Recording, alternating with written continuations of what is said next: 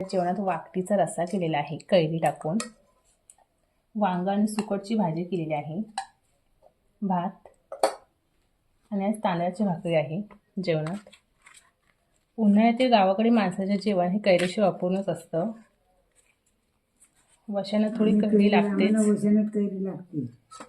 आंबट टाकलं म्हणजे दोन घास जास्ती जातात. मच्छीमध्ये वशानं हे आंबट हवं कैरी.